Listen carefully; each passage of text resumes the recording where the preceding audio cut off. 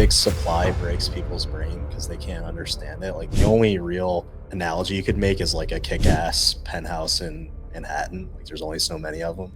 What else really has, like, even in Manhattan, they can make new buildings, right? They can figure out how to cram more people on top of each other, but you can't really, it's the most inelastic supply it could possibly. When there's a bid, there's a bid. With Ross Ulbricht, that whole case was a total, makes the Soviet Union look like they had a very fair and just judicial system. Like if you go study the case, all of the arguments Ross's defense made. Bing bong, I'm back with another edition of the State of Bitcoin podcast, where I've got the man, the myth, the legend, the brains behind Cascader, Jim himself, in the building, in Pleb Lab. But Jim, there's been something that's been on my mind here recently. We've had Elon release the Twitter files. We've had Elon talk about AI and the need for regulation of all this. So is AI going in a direction where we could potentially embrace this technology, but it could lead to something like a 1984 where we're having Big Brother watch over and manipulate the strings? What worries you about AI going forward? Yeah, I mean, just as somebody that's very focused on Bitcoin and on privacy, it's pretty terrifying. And I think kind of the last 10 years are sort of a warm up for what we're in for the next 10 years, where everything you Google, think about all the things that you can glean about somebody's state of mind when they're Googling things, right? How that can be abused. Well, before you kind of had the luxury of, let's say you give up some information, maybe your IP service provider, your ISP, is spying on you. So what? They might be too lazy to check it. Well, now it's so easy. You can find a needle in a haystack with AI. So I think that's the big concern behind this stuff. And then also, as you mentioned, just, all these people trying to erect these regulatory moats to keep themselves, with this technology and us without it. And so a big part of our mission at Cascader is to kind of make it sort of like the Second Amendment, where everyone has the right to use this stuff and use it for, at least for positive means, to increase their productivity, learn about new things, and use it in a way where they're not being spied on or being manipulated. Yeah, the manipulation's an interesting thing, right? Because, with this past election, everybody was like, if you Google Kamala Harris, you see only the positive articles about her. But if you Google Donald Trump, you see all the negative ones, right? So there's always been this bias, and people have kind of felt that bias going forward. Now, what would be like the benefit of that when people are outwardly seeing it? Do you think people are still getting tricked by these things? Yeah, I think that's a well-documented psychological effect. I don't remember who the guest was, but Rogan had somebody on who specifically studies this. And, he admitted, I'm a bleeding heart liberal, but I think this is wrong. The way they're suppressing bad information about Hillary Clinton and using that, I don't remember the exact effect, but it has a measurable effect on election results. And so that's pretty unethical. I think the good news for us is that, Google is sort of going through its own empire cycle. They say, good men create, or what is it? Hard men create good times. I forget the quote. Yeah. But you know what I'm saying? So they had, they've been dominant for so long, sort of like how, IBM and all these other companies were before them, but now they're kind of getting end around by these LLMs. You see ChatGPT starting to take their market share away. They're starting to become less relevant. Their attempt to do Gemini didn't work because they're ossifying. So I think that's kind of good news on that front. But then you worry, well, what are these other people going to do? What are the Anthropics, the ChatGPT, the Groks? What kind of bias are they gonna insert into the conversation? And so I'm incredibly thankful that shout out to Zuck for releasing these open source models. At least gives us a fighting chance of having AI that's more decentralized, at least has a prayer of being less biased. Is it possible to make an AI without any sort of bias? I think that's impossible because fundamentally speaking, you're training this machine, and everyone says when they say AI, what they really mean is large language models. And really what it is a machine that's really good at predicting what to say next. It's like autocorrect on steroids. And I have talks on my YouTube where I talk about this, but it's autocorrect on steroids trained on some pretty smart people on the internet, especially like internet forums. So that's why people use it for code often, is because there's some random esoteric problem you had, and it's able to recall that in real time or put two and two together of what a reasonable solution would be for you. And so it's incredibly useful for troubleshooting, for things like that. But it also, because of the safety risks, which I understand, some of them are legitimate, where it's like they don't want you talking about how to make a bomb, but there's others where it's like, all right, well, what was it with Alexa? Wouldn't tell you why you should vote for Donald Trump, but they'll tell you why you should vote for Kamala. That's BS. That's not what we want. Yeah, but we've basically been listened to this entire time, right? I mean, like, if you have an iPhone, if you have Siri enabled, like, all these things are always going to be listening to you. Amazon Alexas are also becoming growingly popular.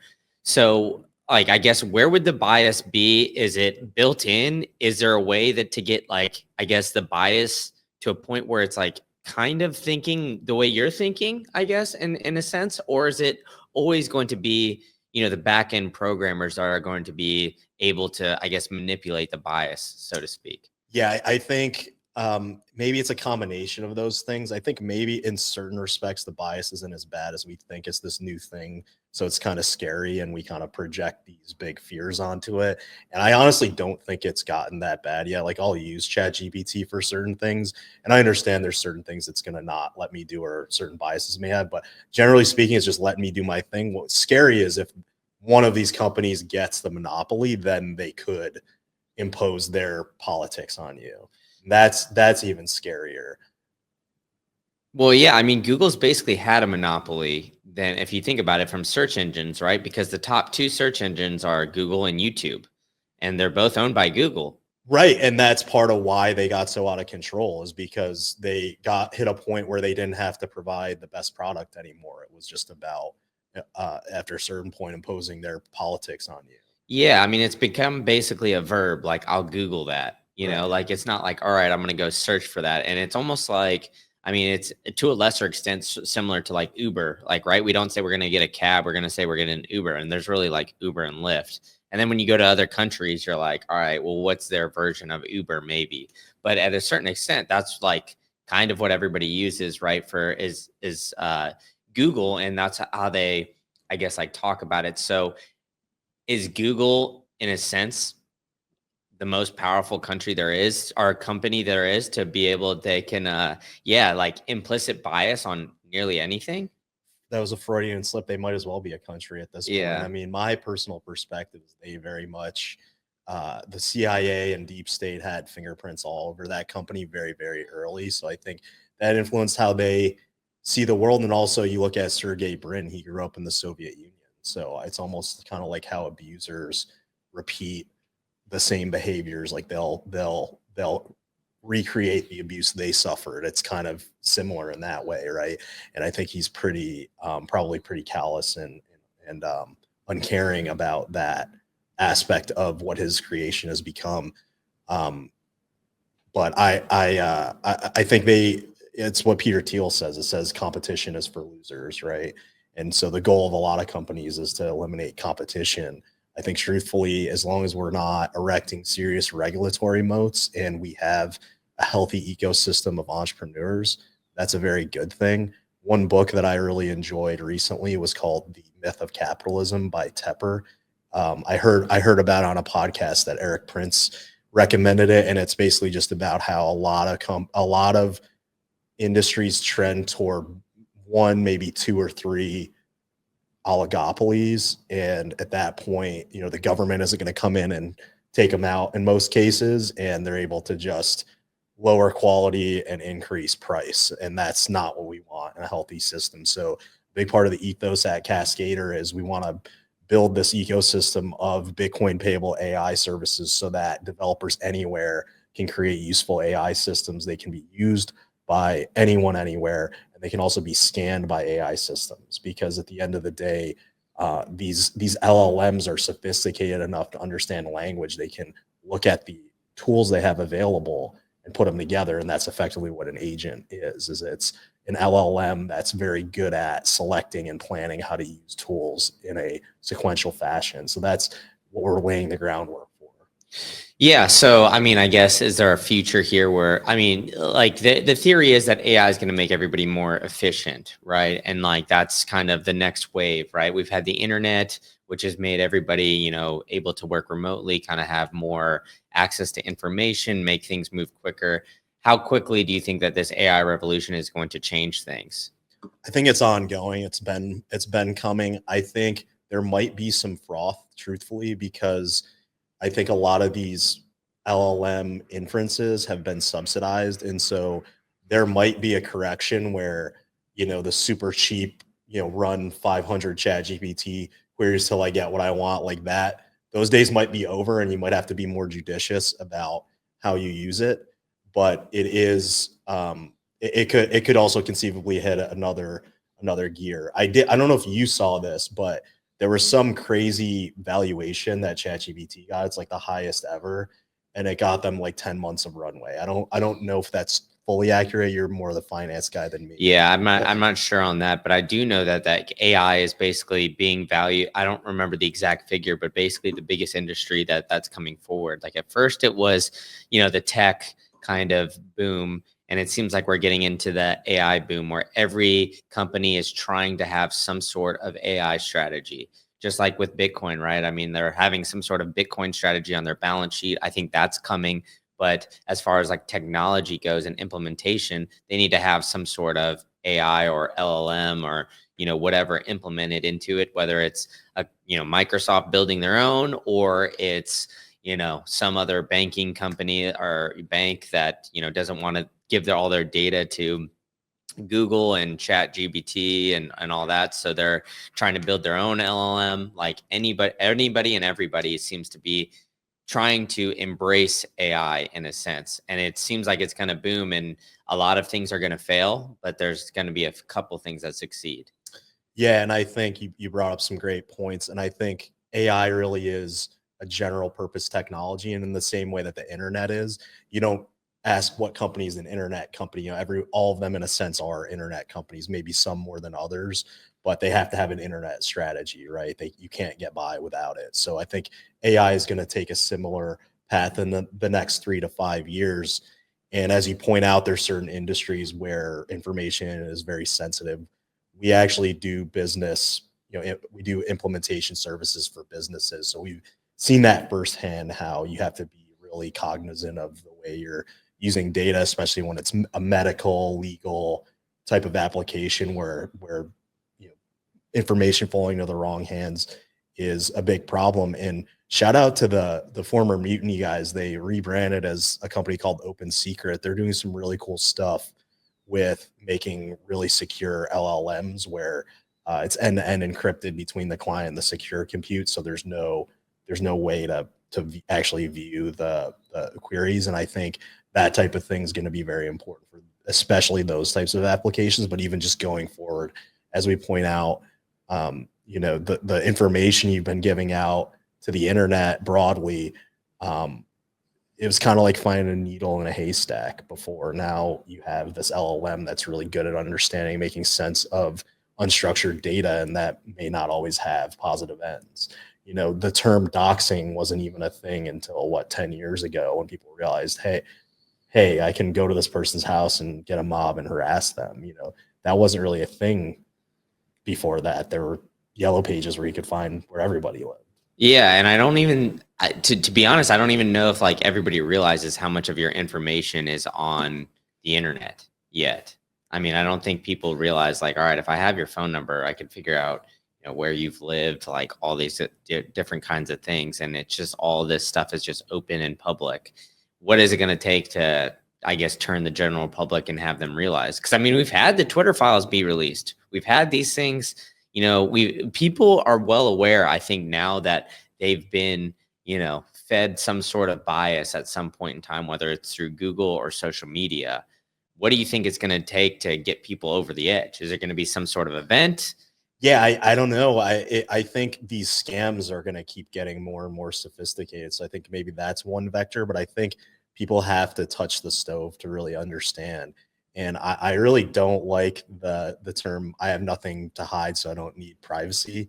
If that's true, then give a stranger on the street your phone to play with for 10 hours or let them follow you in the bathroom. That's not a good answer to that. Everyone wants privacy, at least to some extent. I understand that you may not be actively committing a crime, but even that, they say the average person commits some number of crimes in their life. They don't realize it. So even there, that's probably wrong. But suppose that's true. Suppose you're a Boy Scout, you've never committed a crime in your life. There's still information about you out there. Somebody could use to blackmail you or coerce you in some messed up way. Yeah. And I think a lot of people haven't experienced that. Maybe they've lived a privileged life where they haven't had anything bad happen to them. But I'm hoping enough people get the wake up call to where this stuff becomes standard procedure. What we're doing at Cascader, what they're doing at Open Secret. I'm hoping more of that becomes the default as we realize how dangerous LLMs can be in the wrong hands. Yeah, I think it's kind of funny. A video popped in my head of like the Thenek Boys. They like go knock on people's door who had the Biden Harris or Harris Welts signs on their door, and they're like, oh, like would you want to sign this and let like illegal immigrants find shelter? Do you think that they should find housing?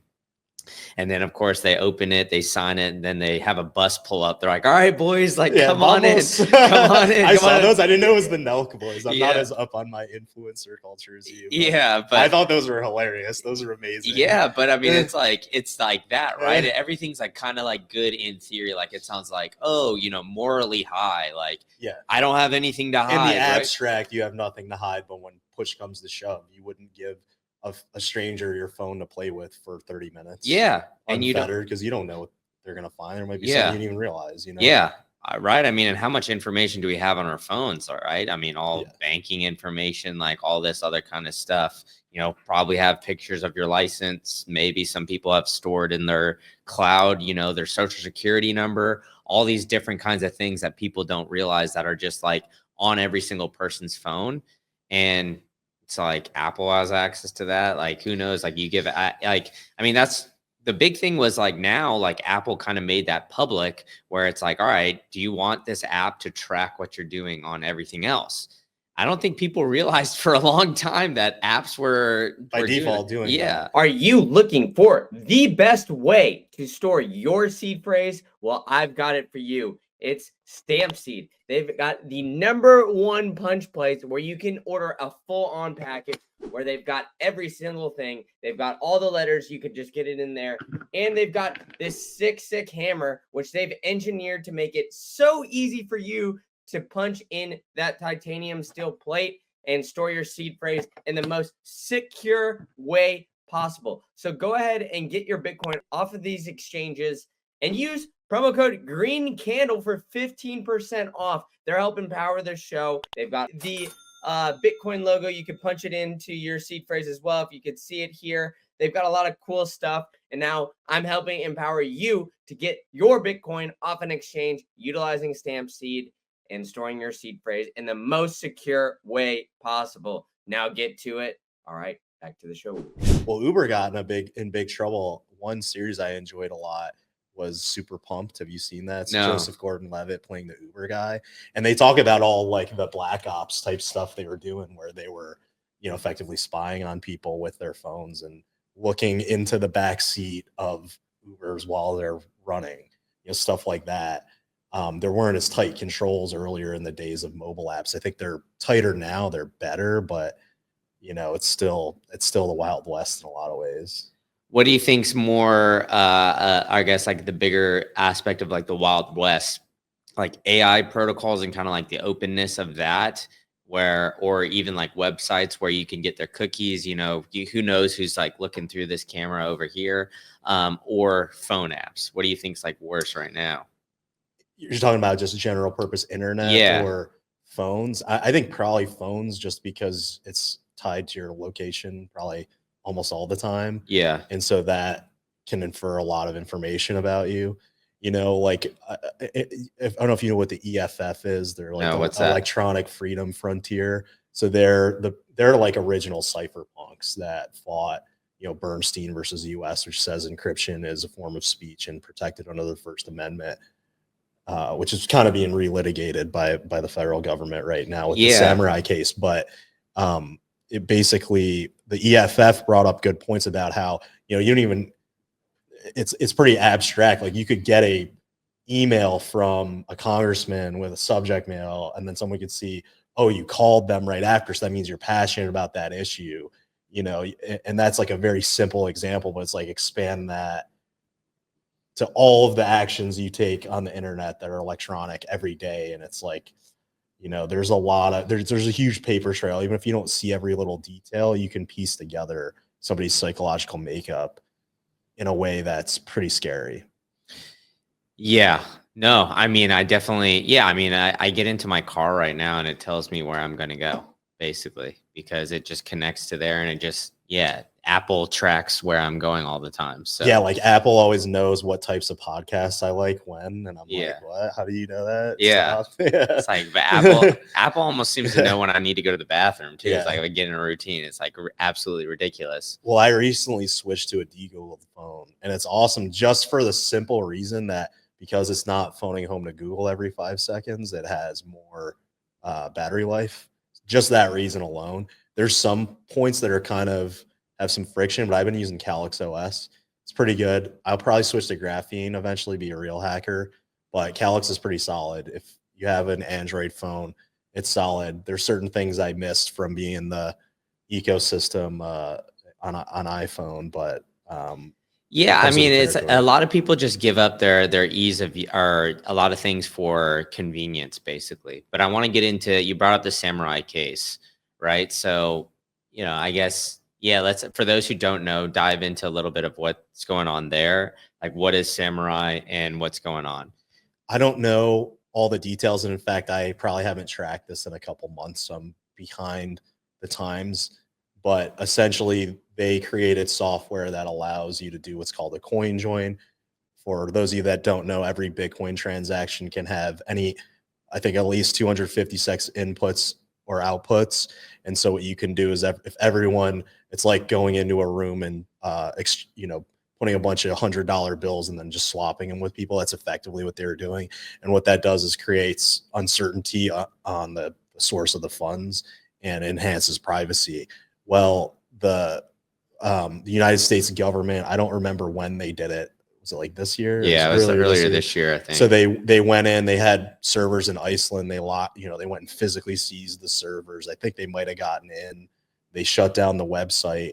They shut down that service called Whirlpool. And that was a pretty big blow for privacy. There were some questions around the way they implemented things.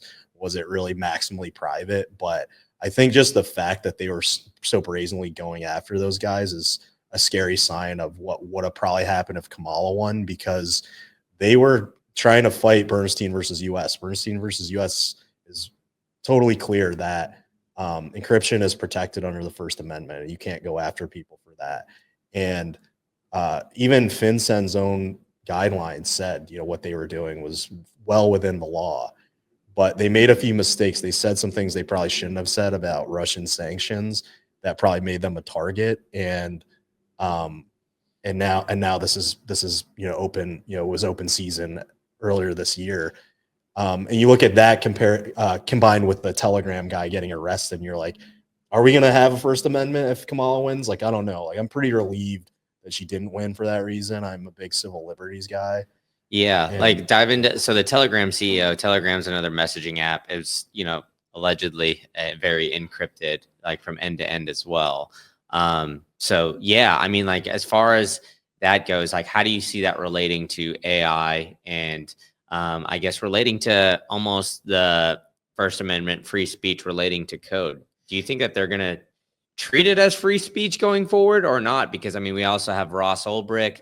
I mean, it's been a big kind of rally cry for Bitcoiners, because Ross was, kind of the creator of this Silk Road, and yeah, he's been locked up, right, for just his code. So yeah, go into a little bit of that. Yeah, so I think we have a better chance than we have had in a long time to solidify that, because I think not only did we stop the tide of that type of tyranny, to some extent, there's also a reaction against it after Trump possibly going back and fighting back against a lot of the stuff they did to him and violating his Sixth Amendment rights to a fair trial. So I think we're in a better environment than we could have been, but who knows? When somebody puts on the ring of power, are they going to hold up their end of the bargain and actually follow through and protect people's civil liberties? So I think the thing with Telegram is scary. One point I want to make is that it is not very well encrypted. They use some kind of proprietary stuff, and the government wanted him to put a backdoor in, and that's why they arrested him. And make no mistake, I don't think that arrest can happen without the U.S. State Department's official approval. Yeah, because didn't he get arrested in like another country, like in Europe? France. In France, yeah. He's a French citizen. I think he's a French citizen and like a Dubai citizen. And they caught him, and part of it was statecraft. I think they were concerned that he could be collaborating with the Kremlin in some way. Fine, but that's just a scary precedent. They always pick the easiest target first, right? And then they'll expand everyone else. So I think there's some good news on the Samurai front. I think the Samurai and Tornado Cash attorneys stepping down. So maybe we'll see some common sense on those cases. Maybe we'll see more common sense in general on the First Amendment. And then with Ross Ulbricht, that whole case was a total, it makes the Soviet Union look like they had a very fair and just judicial system. Like if you go study the case, they basically, all of the arguments Ross's defense made was just objected down every time, and it was sustained. So I don't think that was really a fair trial. They also biased the judge by basically saying that all of these murder for hire claims that the government made, that they were never able to substantiate or prove. They kind of snuck that past the goalie and then let that frame the whole trial, the whole judge's mindset, even possibly the jury's mindset, and never proved it beyond a reasonable doubt. And there was even questions of whether or not he's actually Dread Pirate Roberts. I don't know. Well, on top of that, what impact do you think Elon has had in protecting the First Amendment? I mean, I think he's certainly saying the right things. I mean, I personally don't fully trust him. At the end of the day, he's, kind of in with this crowd, the Palantir, Peter Thiel crowd. So I don't fully trust them. They are shitcoining. It's hard to trust somebody like that. But from my perspective, I at least like that they're virtue signaling about it, just like how other companies are virtue signaling about privacy. At least that means there's an appetite for it. But I don't take anything they say for real. I mean, just the fact that you have to verify yourself on Twitter is bullshit. Like they're using a company spun out by Israeli intelligence to verify your identity. Does that make any sense? Like you actually care about free speech. Half the founding fathers were anons.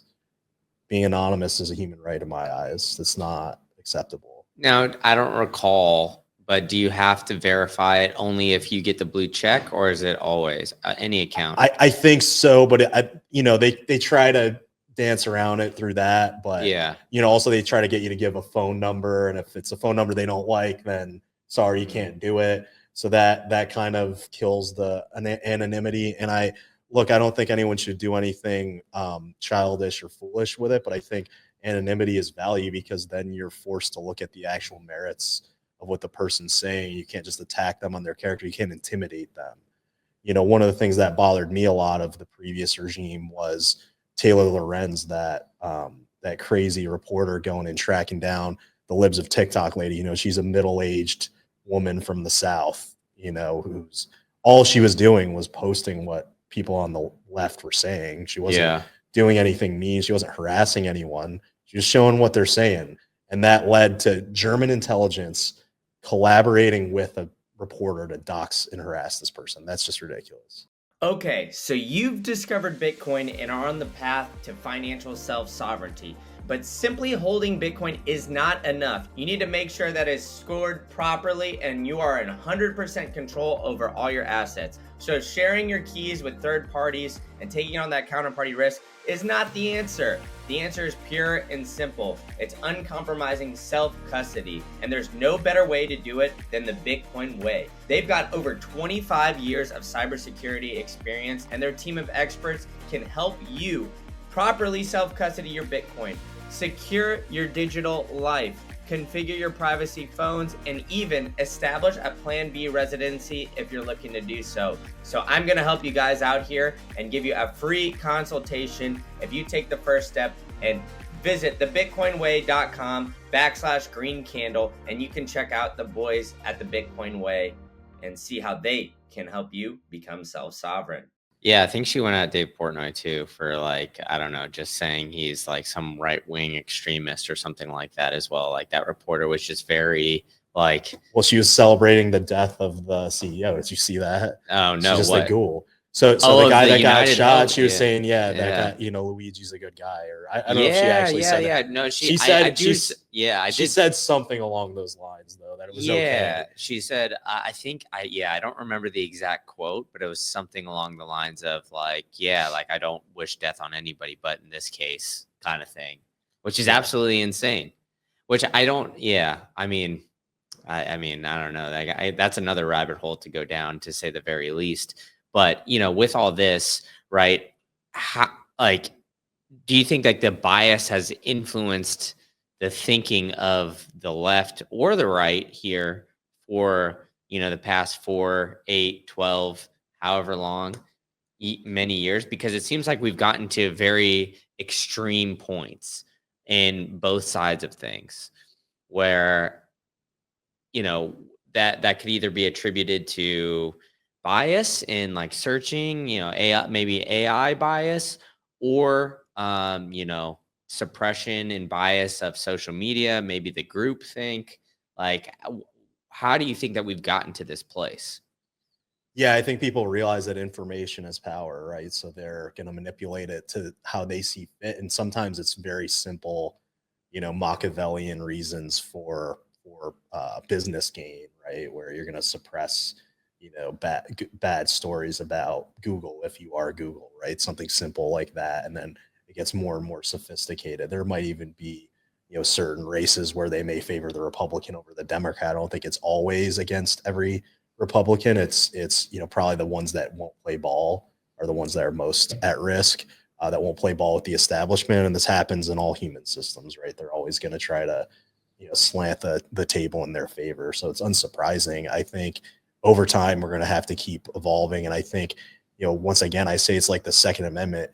One of the things I try to do is educate people on how this stuff actually works, so that's not mystical to you. You know, it's just autocorrect on steroids in a lot of ways. Like, it's not a magical box. It's not your new AI overlord. It's a machine that you can master, just like you master the machine of your car, of your firearm, of your TV, whatever it is. It's a tool that you should be using to achieve your ends, and not the other way around. Yeah, let's dive into that point a little bit more, because I think like the way that I see AI would be kind of helping break down a lot of information, and, you know, giving me a good summary of things, like almost like a Google replacement. Yeah. Yeah. Am I wrong? Am I wrong for thinking that? Because you're smirking over here, man. Yeah, well, I know, I happen to know, and by the time this comes out, it'll be out. But we have a new tool. It's called Pull That Up, Jamie. So shout out to Joe Rogan and Jamie. Effectively, was we want to make a virtual assistant for someone like you that's doing research and you want to just find things fast. So we took some great open source tools. One of them is called SeerXNG, which allows you to just pull search results from the top 5 or 6 search engines, and then also just other tools for accessing Claude and ChatGPT. Will eventually add Olama. Will eventually add the open secret stuff that they're working on, where it's totally anonymous and encrypted. But the idea is that you get these search results, then you have an LLM summarize them and give you citations. So it's a lot like Perplexity, but doing it the based way, doing it the private way, doing it the cypherpunk way. And we think that I don't use Google anymore because I have Jamie. I just have it pull up, you know, whatever I happen to want to research. Still in early days. You're on the alpha program. I know that you're using it all the time, and that's exactly what it's for. Is to just Dude, help does that you. mean you're spying on me? What the hell, Jim? Well, No, you I'm told me joking you're with using you. it every day, I'm but joking with you. yeah. Full disclosure, I put I don't do the queries, but I just put usage. Okay, you used it X number of times in a day. Yeah, and that's what I do, just because I want to know, you know, which people that I gave it to for free are using it. Yeah. No, I mean, I'm joking with Jim, of course, but yeah, it's a great tool, and it's definitely changed the way that I do research, especially for like my live streams that I'm starting to roll out. Like, it gives me great articles and things like that, which is, you know, kind of the way I see to use AI. but what are some of the other things do you think that AI is going to, I guess, develop into going forward? Yeah, I think it's already, just because of the nature of how it works, it already has a mastery over language, and therefore in a lot of ways it has mastery over translations if you use it correctly. So we actually just did like a business implementation where we take these long videos and we transcribe and translate them, and then you can watch them back in real time. So things like that, I think being able to, for someone like you, being able to expand your reach by doing all that and then adding, your voice in a different language, right? I think those types of things will expand your reach. I think all the things you're already using it for will keep getting better and more reliable and more automatic, to the point where you release the pod and then maybe it'll send you a few drafts of proposed articles, things like that. Just adding more and more automation to your life. Yeah, and I definitely think that that is the way that things are going to develop, except for the one worry that I do have is the regulation that Elon has kind of said that we needed for AI. So what's your viewpoint on like potential regulation, and do you think we need it?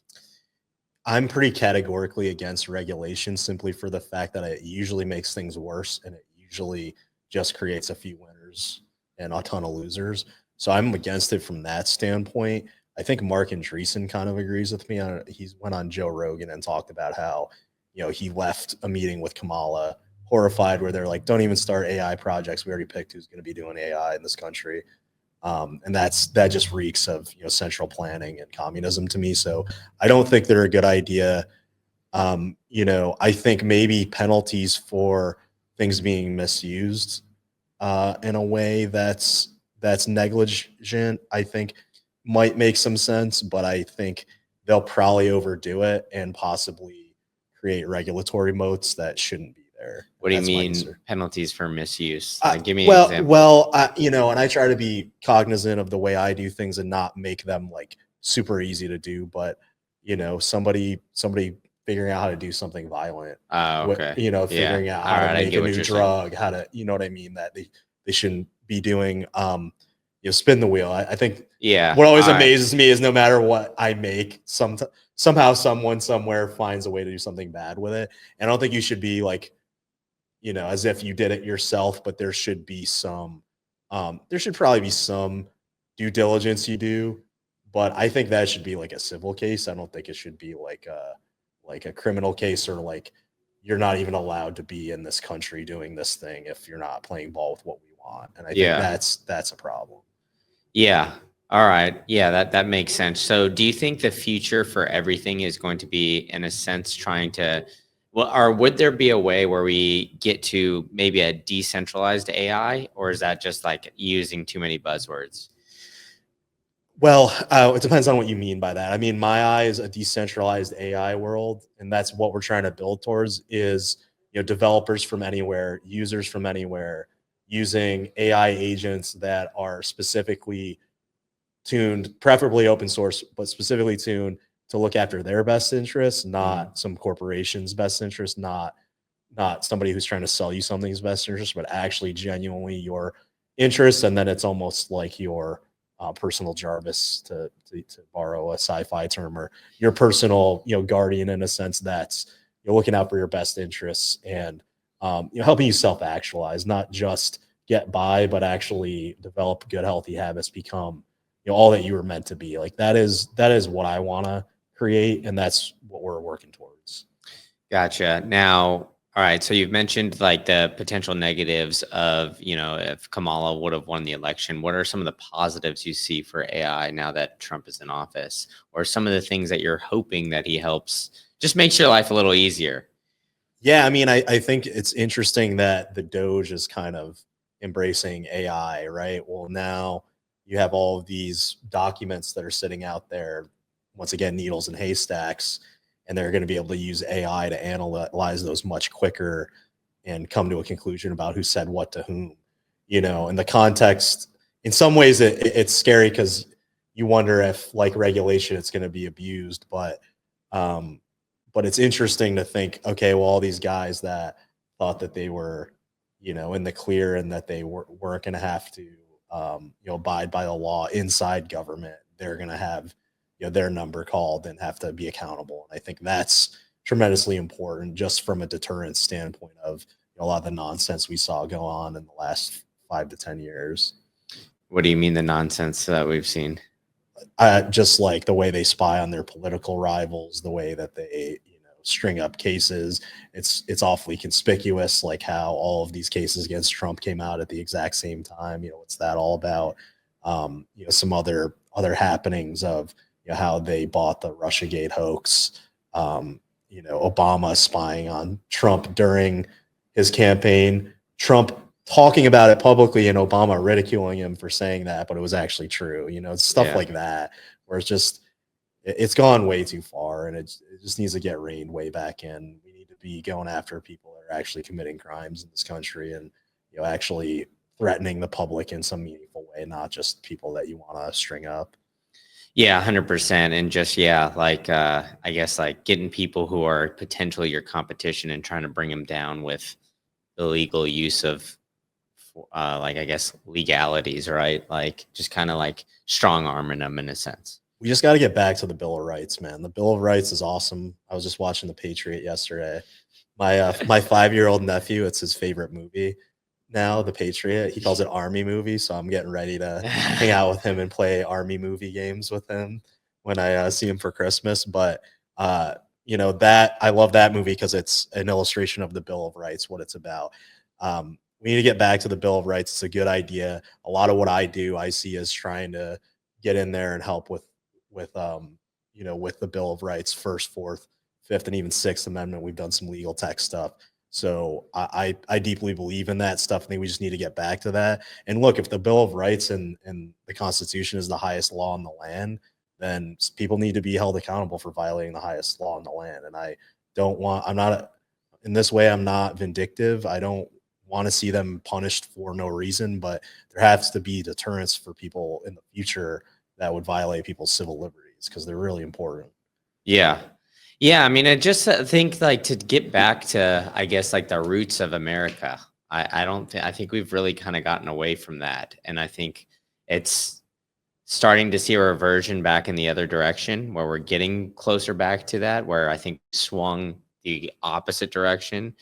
Now, do you think that this is going to be a wave, or do you think that this is going to be like a trend where we're going to kind of start to get back to it? I have no idea. We kind of saw the wave in 2020 where it seemed like the left was really in control, and it felt like that was never going to end, but we kind of saw it swing back a little bit. I don't know what's going to happen next. I mean, I hope we just get back to, as you said, get back to fundamentals. And that's one of the reasons why I'm so bullish on Bitcoin, why I love Bitcoiners, because there's just a level of seriousness about that. The money is nice, the number go up is nice, but there's just a level of seriousness about, we really are fighting for our way of life and for freedom itself. And that's why I'm incredibly honored to just be among Bitcoiners all the time in Pleb Lab and in the Commons and everywhere. How big of a role do you think Bitcoin has played in that? Do you think that, because it seems like, RFK, to his credit, he came to the Bitcoin conference this year and last year. Say what you want about RFK, but he, in my opinion, he was never really had a shot to win the presidential election because of, running as an independent. That's just the way it goes, right? It's a two-party system, but he does have a decent amount of influence. And I think him coming onto Trump's side of things and Bitcoin becoming a strategic reserve kind of in the background, of RFK with the Make America Healthy Again, like all the things that he's kind of bringing to the table, like I think definitely gave Trump a big leg up, where we saw a lifelong Democrat flip the script and go into the Republican side of things. So, do you think Bitcoin played a major role in that? Do you think it's still big enough in the public or do you think it's big enough in the public to do something like that? One of the most crooked industries, most fiat industries there is the health insurance industry. Let's be honest, you don't even need health insurance. If you could find somebody that would help you find awesome doctors, negotiate your bills, and fund those bills through a peer-to-peer funding platform, Would you take it? That sounds pretty appealing to me, and that's why I've joined forces with Crowd Health. Crowd Health is a place that you can do that all in one giant place. You can have a group of peers where they will help you find the best healthcare that you need. On top of all that, I can help get you a discount to get you on your feet and get everything started. You can use promo code GreenCandle for 3 months at $99. And with all of this, you will get the healthcare you need. You don't have to worry about going through to the doctor, negotiating, everything like that. Did you hit your deductible? Did you not? Is this insurance company going to cover this claim? Is it not? You don't have to worry about any of that stress, and you can just get Crowd Health behind you where they can help you get the #1 place to have a health insurance alternative. To join the revolution, go to joincrowdhealth.com. Tell them that Green Candle sent you, and join me and the rest of the great Crowd Health users in this peer-to-peer funding platform. All right, enough for me. Let's get back to the show. I think the honey badgers getting rich and getting more influential is always a good thing. So I think that's one of the ways that Bitcoin fixes the world.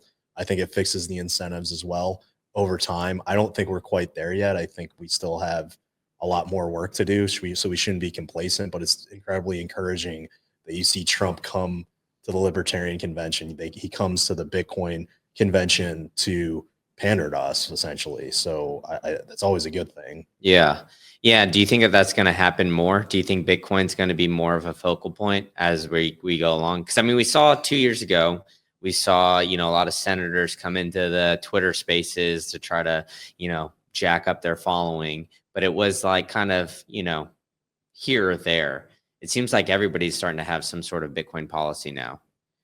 Yeah, I think it's starting to get to the point where, I think it probably already had escape velocity, but now it's like really solidifying to the point where it's like there's no going back. And I think that's obviously a positive thing.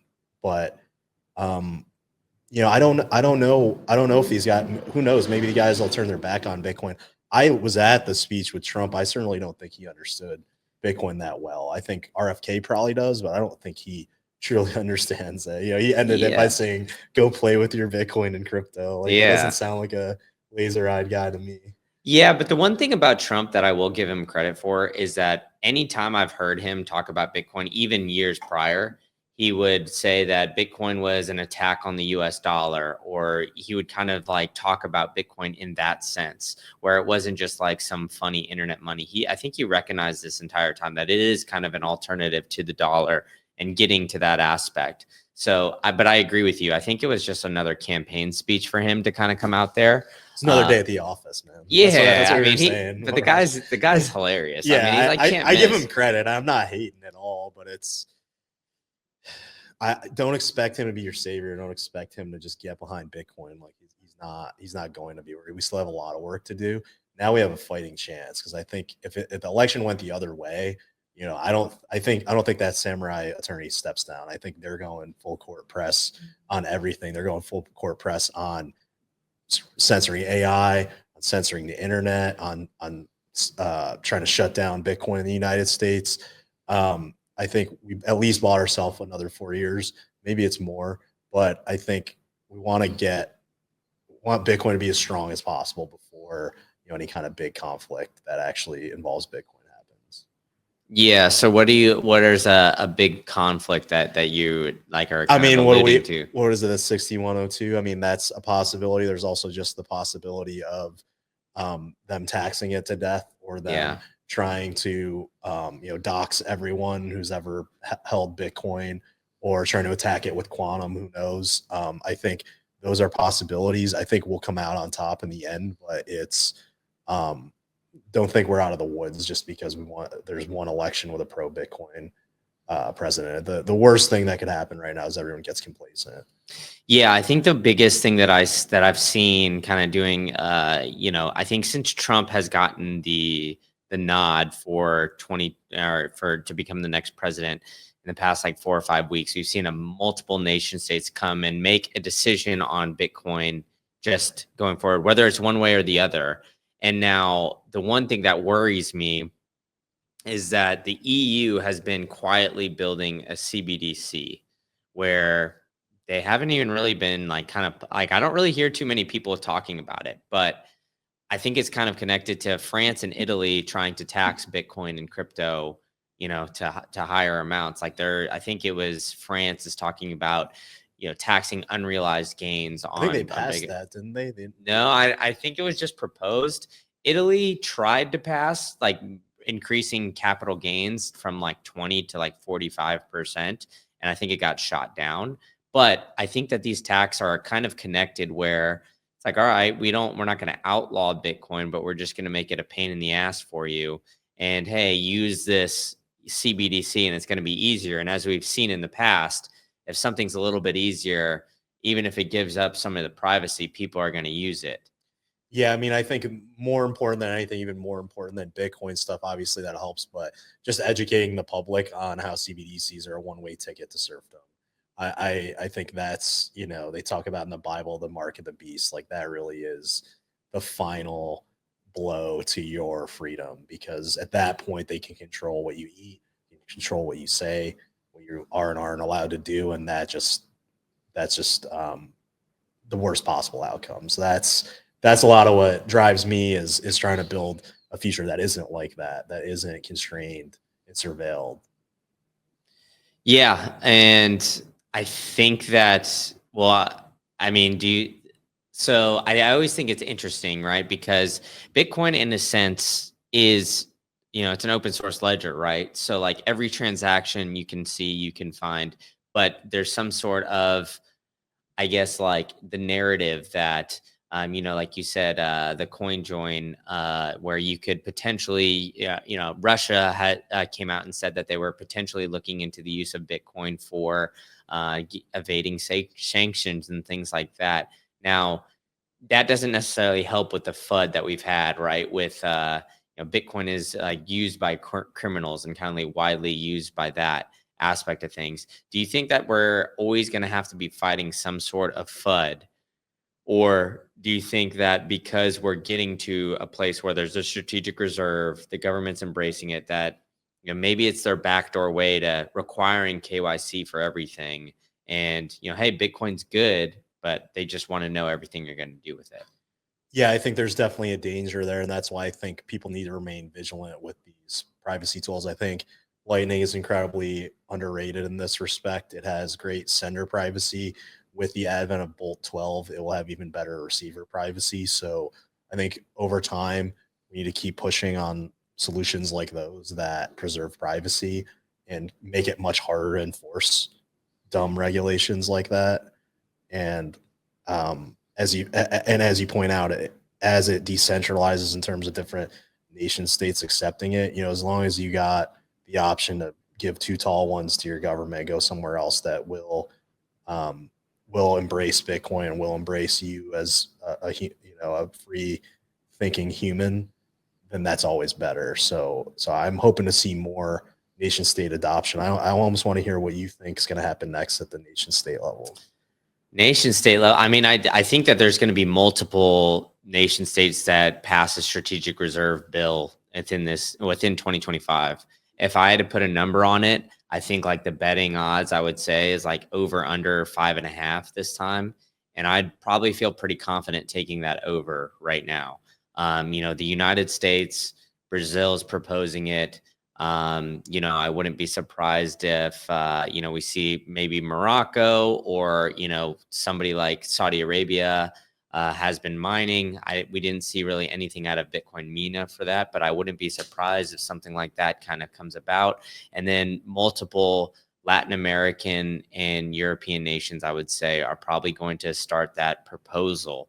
And then from like a little bit smaller of a level, I wouldn't doubt it if we have like at least 10 states try to propose a Bitcoin strategic reserve within the United States, because we already have Pennsylvania, Texas, Florida, Wyoming, just to name a few, start to Wisconsin's put in their pension funds. Yeah, right? Wisconsin's putting in their pension funds. So like all these states are looking at it as well of like a way to preserve wealth for them. So I think, once we get the US to pass it, maybe they do it. I saw an interview with Jack Mallers on Tim Pool. I guess he said that they're going going to do a day one executive order. I don't know how true that is, or if Jack Mallers has been behind the scenes and had leaked maybe an NDA or something like that he had to say, but I wouldn't be surprised if that is passed right away and that starts a snowball effect.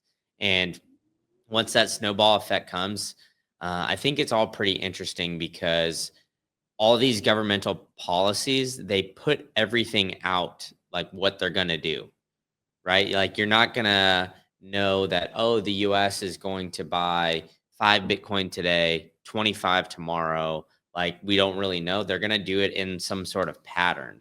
So I don't know, like maybe that gets priced in initially, but I think or it gets priced in over time, but I don't think initially it's going to be priced in until these things happen and then they start buying.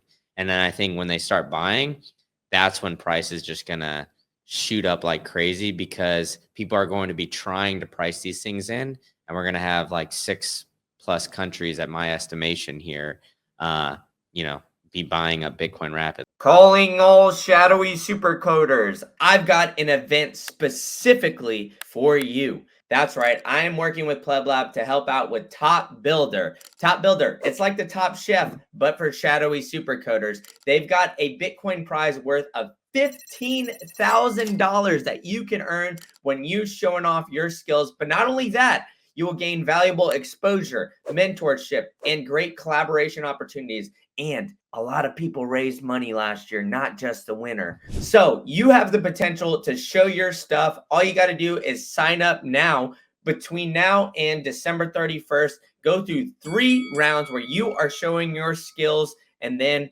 at the end, you will showcase your stuff at Startup Day down in Austin. So go ahead and sign up now and get everything started for Top Builder and showcase your stuff and help build in the Bitcoin ecosystem.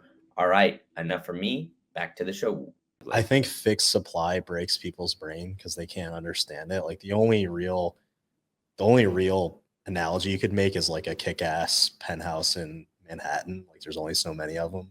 Like what else really has, like even in Manhattan, they can make new buildings, right? They can figure out how to cram more people on top of each other, but you can't really, it's the most inelastic supply it could possibly be. Yeah. When there's a bid, there's a bid. Like that's what people don't understand. Like if you're an engineer, I always think of like tensile strength. You ever do tensile testing? Yeah. You try to rip apart a piece of metal and see, basically it's called stress over strain. So stress is how hard you're pulling it apart and force, and then strain is how much it gives. And it hits a certain point and it goes like this, where it just totally gives up. The material at the atomic level gives up. It's like that with getting Bitcoin. When Bitcoin gets a bid, it gets a freaking bid. It just goes nuts. Yeah, Jack Mallers, when he was on the pod, made a good analogy in a sense. He said it like, all right, Taylor Swift tickets, for example, right? If Taylor Swift went to every single city, had a concert every single day, those tickets wouldn't be very valuable, right? Because like, all right, she comes to Austin, she'll go to San Antonio, she'll go to, who knows, like she's cloned. Bernie. Yeah. She goes to some, like all these small towns too, like around the Austin area or whatever it is. So like no matter what, you don't really have to travel far. But if she had one concert for she's like, this is going to be my last concert ever. It's going to be in Miami, New York, wherever. And, I'm only going to sell 100,000 worth of those. Like with her rabid fan base, those tickets will be like 10 grand a piece or something crazy because, it's going to be the last one and then that's it. Right. So it's like, maybe that's a good example for, I don't know, maybe not the full audience, but like, that's, kind of what I think of, like, like when, or like sports, for example, when everybody knew it was like this could be Michael Jordan's last season, like people were rumbling, they were like selling out tickets. Like if you watch The Last Dance, you saw people just like, that's like the best analogy. And what's funny to me is like gold bugs getting all pissed off at Bitcoiners now because Sailor's going hard saying we should sell gold. I don't know if that's true, but it is fun to mess with gold bugs, and they don't understand that like increasing 2% year over year or whatever it is has an effect, downward pressure on the price. That you can't understand. It's like Bitcoin event is already issuing slower and it's going to keep getting issued slower.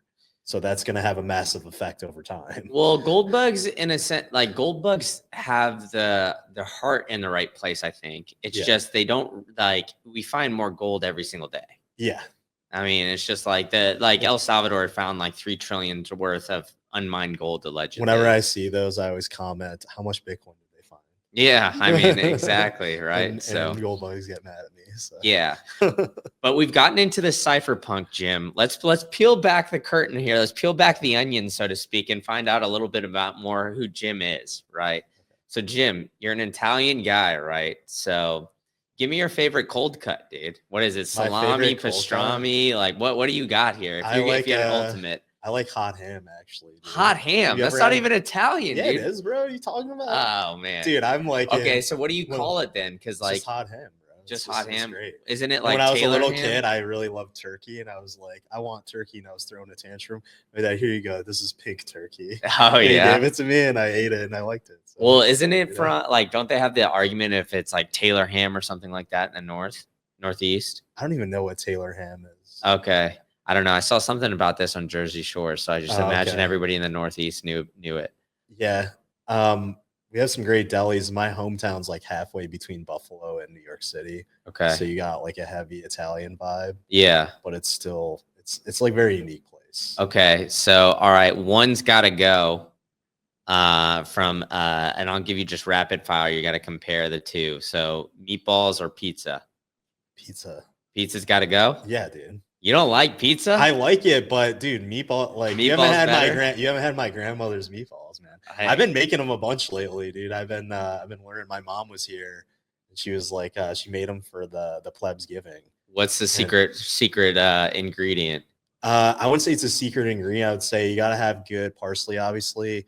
The secret is you want to have bread that's been stale, and you dip it in milk to make it like softer. So that's like one trick. Oh. And another trick is it's harder to do, but the best ratio is 2 pounds of beef, 1 pound of pork, and 1 pound of veal. Actually, the veal is harder to get though. Yeah. So that's the challenge. But that's if you the can secret get that, sauce right there. Yeah, if you can get that trifecta right, then it's great. You can still make pretty good ones without the veal, but the veal makes another. What does the veal bring to it? Like an extra juiciness or what? Yeah, it's like an extra tenderness, and it's like I don't know how to describe it. It's good though. Yeah, that sounds. Now I'm getting hungry. Are you looking for a way to earn some free sats? Who isn't? Well, I've got the perfect way for you. It's an app called Yopaki. Besides having the absolute coolest name in the game, they've got an interactive card game called Loteria. Oh, look at that accent. I'm just hitting it, huh? That can teach you the history of Bitcoin and financial literacy. They've got amazing services and one of the slickest mobile wallets. Download it now using this link, and you can get 500 sats on the house on Green Candle, and then you can play Loteria every single day in order to potentially get some sats. All you got to do is match the cards, and it's an extremely fun and interactive way to learn more about Bitcoin. All right, enough for me. Let's get back to the show. All right, so what's another Italian thing that I was going to ask? Oh, yeah, favorite kind of cheese. I'm lactose intolerant, so I'm not going to have any kind of opinion on this, but we all know the Italians love the cheese. I love all kinds of cheese. I'm gonna sound dumb. I like brie cheese on certain stuff. Like if you, one of my buddies was a big chef in college, and he would make pork tenderloin with brie cheese and apple, and it sounds weird, but it's like the best tailgate ever. Yeah. So I would like bring that to tailgates and stuff. People. Oh wait, say that again. So brie cheese, apple and pork tenderloin, and you can marinate in whatever like extra flavor you want. But why the apple? Because it just gives it a crisp. Yeah, it just gives it like a crisp taste. I don't know. Okay. Yeah. All right. And then how often do you hit the gym tan laundry? I don't tan that much. I guess I live in Austin, and when I can, I'll walk around with my shirt off just to get the extra vitamin D. I was actually yesterday. I was tanning a little bit. I was reading a book and tanning. I mean, I basically live at Pleb Lab, so we're across the street from Gold's Gym, and I go there. Yeah, there we go. As many days as I can make myself. Yeah, too much work. So. Yeah, I gotcha. All right, then what's your favorite Italian stereotype and your least favorite? Favorite and least favorite. I mean, least favorite is that we're all in the mob. I mean, it's kind of ironic because I have family that like explicitly defied the mob on both sides. So Well, your kind of family funny. is what, in the waste management business? Yeah, and they were legit. Yeah, so like that's one example, and then it's like, yeah, I have like family that's like prosecutors and stuff. So it's like, all right, that's Well, yeah, you got to have that's them the on flip both side. sides in case family gets Oh in yeah, trouble, right? So you yeah, got to help yeah. them So get that's out. probably like my least favorite. I'm sure what my favorite is. I mean, I guess our food, right? Our food being great. I mean, the temper is kind of funny, like the way of speaking, like the Uh-uh. lingo. Well, the lingo is funny. Like it's not really Italian as much as Italian American. Like the stuff my dad says from his old neighborhood is hilarious. Yeah. I'll say him around Carr and make him laugh all the time. Yeah. And then how big do you think Tommy DeVito, excuse me, has been for Italians and Italian Americans? For those who don't I know, don't know. He keeps fucking losing, so Oh, I don't know damn. about that. Like, I don't want to be. Oh, I so don't are wanna we be saying associated bench with- him? But it's not totally his fault. I'm a Giants fan, so Yeah, I that's a know. funny question. My mom loves him. She's like this all Yeah. the time. Yeah. Yeah, for those who don't know, it's like the hand, like the Yeah. Italian hand emoji that everybody knows. But Jim, you've been very generous with your time, so I appreciate you coming on the show and having some fun here. Why don't you tell people where they can find out more about Cascader and more about you? Yeah, visit us on cascader.xyz. That's CASCDR.xyz. You can follow us on X. You can follow us on LinkedIn. And also, we're doing, we've raised funds from some really great angels, but we're also doing a crowdfund on timestamp. So if you're a pleb, if anything I said, any of the cypherpunk stuff I said resonates with you and you want to support us in our mission and possibly earn a return, go ahead and check us out on Timestamp Financial. I'll send the link to Brandon so you can put it in the description. So the minimum's pretty low. So we want to make the opportunity that for plebs, we're building it for the people. We want them to be able to participate in this with us. So excited what we're building, and go ahead and check out pull that up Jamie.ai. That's the Jamie tool that Brandon's been raving about, where you're able to pretty much replace Google from your life. You'll be able to take back your sovereignty, not be surveilled, get a superior product in my eyes, and help support us. Yeah, 100%. And I'll link all that in the show notes. Support Jim, support Cascader with the timestamp. And yeah, use Jamie. It's absolutely great. Green candle stamp of approval. So Jim's doing a great job and he works his ass off. So he's trying to help you guys be not spied on while you're using AI. So support the man. And Jim, thanks so much, boss. Yeah, man. Thanks for having us. And one last thing I want to say is this guy works his ass off too. You guys need to like and subscribe right now. Support this guy. He's going straight to the top. He's been in the lab with us every day, and he's working as hard as these other entrepreneurs that are putting their entire life savings into their startup. He's busting his ass, and you guys really should support him. He's putting out great material, getting great guests for you, burning the midnight oil. So like and subscribe, support Green Candle. All right, man. I appreciate it. Thank you so much, Jim. Thank you for tuning in to the latest episode of the State of Bitcoin podcast. If you really enjoyed this one, I've got another one cooking up for you. You can click that right here and you can go to the next episode, which is an absolute banger where I'm bringing you only the latest and greatest guests. Or if you're looking for more macro related content, you could check out my other channel, Macro Insights Pod. I got it linked for you right here. So where I'm bringing you more about stocks, real estate, traditional finance stuff. So go ahead and check that out. And if you enjoyed this podcast, go ahead and hit that like, hit that subscribe button, and tell a friend to tell a friend. All right, enough from me. I'll see you at the next one.